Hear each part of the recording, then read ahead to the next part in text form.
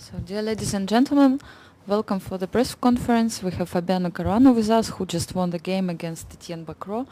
And it was interesting, it was Scotch defense, and I wonder where your preparation finished. Pretty much after f3, because the computer was giving a big advantage here, so I didn't continue. I mean, computer says bishop d5, it's kind of unclear, probably it's about equal. But it's very difficult for black to play.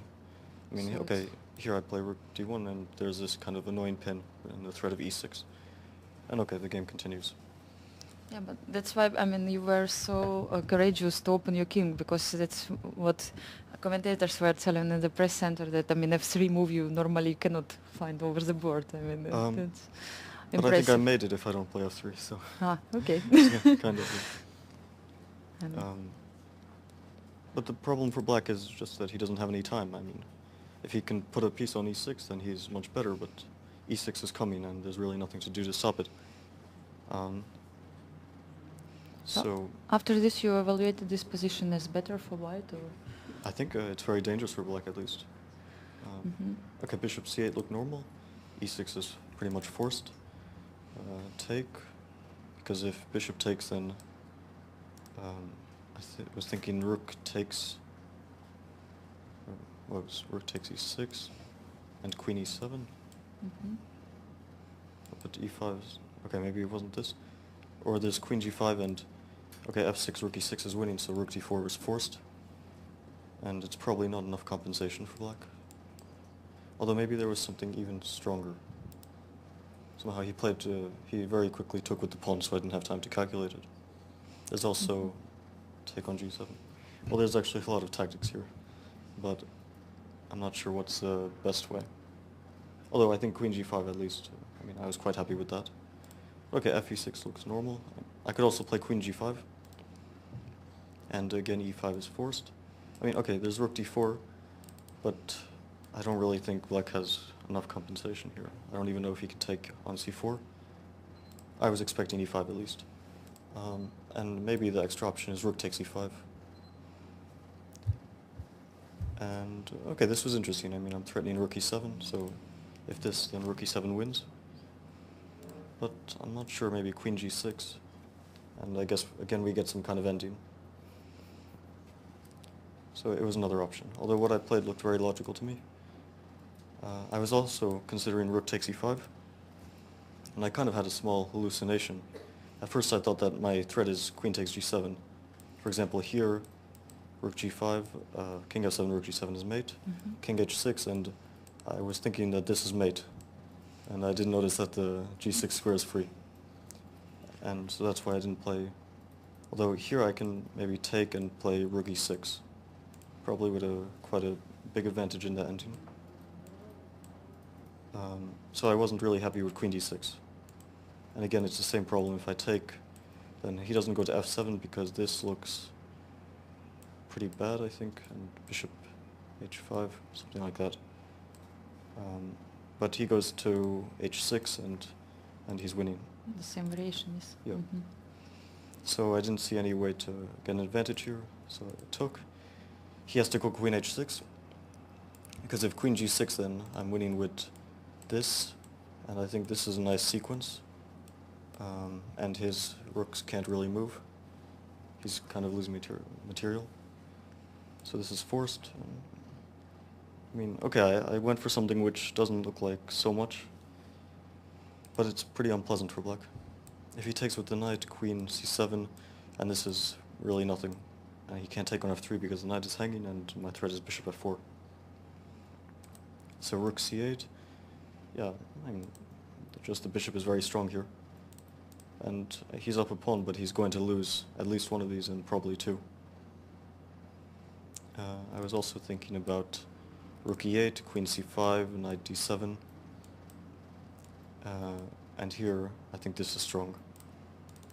And again, we get an endgame of pawn up, but a bit different. Here the pawn is on a7 instead of c6. I think this is a better version for white. Because there he has a kind of knight on d5 is very strong. So queen b6, bishop d4. It was interesting to take. I mean, it looks very dangerous, but it's not so easy to find a way to refute it. rook b1 is probably the best. If queen a2, I just win this knight. So I thought queen f3, and I was considering queen c6 here, which kind of is uncomfortable for black. Queen h5, rook e5 wins a piece, and I thought this is forced. Rook e7, probably rook f7, and I think this was the final variation, and here white's winning. So I guess he might have to take and just play this endgame of pawn down, which is, of course, very unpleasant, especially when you're low on time. He had only maybe 10 minutes here, or maybe it was a bit more. And finally you get again rook and bishop against rook and knight, but now with extra pawn. Yeah. I mean after so many endgames. Yeah. Yeah, this is the third endgame and that I had in this tournament, and the last two I kind of failed to win, even though I had very good chances. Yeah. So I wanted to convert this one. I don't know, maybe rook a1 is a bit strange. But if I go here, then rook b8, and I can't really comfortably defend this pawn. I mean, I can go to d3, but it's a bit passive, and I didn't really see how I'm going to improve. So I thought this is interesting. Okay, I was expecting this, and I was just going to go up with my king. Because knight b5, bishop d4, and I guess all these endgames without rooks are very good for white. And c5 again is an idea. And here I think I'm probably worse if I don't play rook a5. And I just want to enter with my king. I didn't see any way for him to improve. It's okay, he played c5 immediately. Of course, it's a bit risky to do this. I mean, he could just play kind of king f7 and just some normal moves. I mean, of course, it's very unpleasant, but it's not so easy to win. But after this, his pawn is really weak. I guess he was hoping that I would have some problems with this pin and that he would be able to trade pawns. But here I didn't see a way for black, because if knight b4, then bishop b6, and he can't really trade these pawns, which is his problem. If here I go here, stopping knight c1, and if knight c2 I play bishop c3, and I didn't see a clear way for him. Because if he changes his pawns, I mean, then it's Yeah, be okay, a drawish, right? if he trades pawns, it's a draw, but I don't see any way. Okay, this was interesting. If king f2, I was a bit worried about knight g4, which looks strange and maybe isn't so great. Just take a pawn. I can play rook a4, of course. But I wasn't so sure, because he has a few checks and I didn't like it. So I decided just to, anyway, I'm going to advance and just to avoid this check. But he played a move which really surprised me. It was a bit shocking, c4. Why didn't you take? Yeah, this was, at first I was wondering why I can't, and then I saw that his idea is knight e4. So normally I should play king e2, because knight d2 is a threat. Knight d6, and next move knight c8, or he takes a pawn. And okay, this is still very interesting for white. I can play rook d5 and bishop d4 with the threat of rook d7. So, okay, I mean, if he gets his knight back, then he should make a draw, but his knight is, of course, very misplaced. I think the only move is rook f8, just to play this. And I was I'm wondering if king d3 is just winning here. Yeah, for some reason I thought the a5 square is open. Okay, king d3 seems to just win. Knight d3, rook f5, yes. Yeah, so I guess this was in a much easier way. Okay. Anyway, no, bishop d4, no, I was calculating rook d7, rook f7, rook f8. But yeah, bishop d4 I didn't actually calculate. It's not clear why. Maybe this was just very good. But you were shocked a little bit, c4, yes, just... Yeah, I thought b4 ends the game immediately, because I'm just bringing my king up and he's kind of dominated. And this knight d5 was also a surprise, because at first I thought this will win.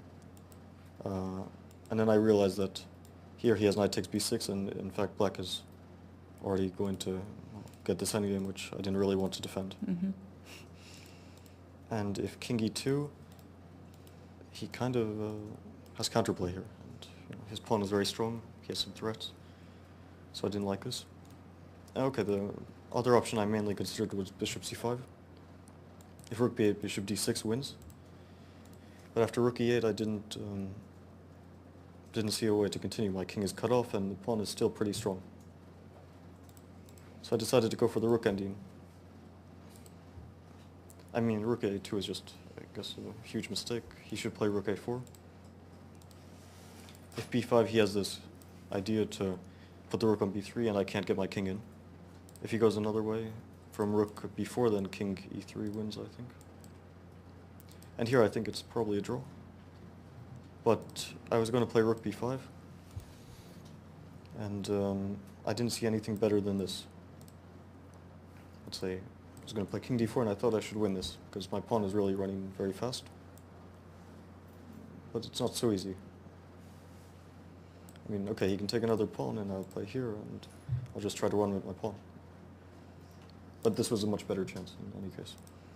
And here I think it's already losing, because if rook a4, I go behind, and if c3, rook b3, I'm just going to win the pawn. Yes. Mm-hmm. And if any other move, I just play rook c2. I mean, okay, he can try king f7. I don't even think I have to take. I can play king d2. Or king e3. Maybe king e3. So I think it's just losing here already, but okay. And was there any moment that you were afraid that you are not going to win this endgame, let's say, like yesterday? I mean, okay, happens sometimes. Yeah, after you ruin so many positions, it's always a concern. But somehow, how do you try to get back your self-confidence? I mean, or you just play each game as a new one? I try to forget about the last game, Yeah, I mean, it doesn't reflect, yes, your mind, I mean, this game. No, of course you think about it. You can't still stop think thinking about this, okay. No, now I managed to forget, but at night it's the main problem. Okay. Do we have questions to Fabiano?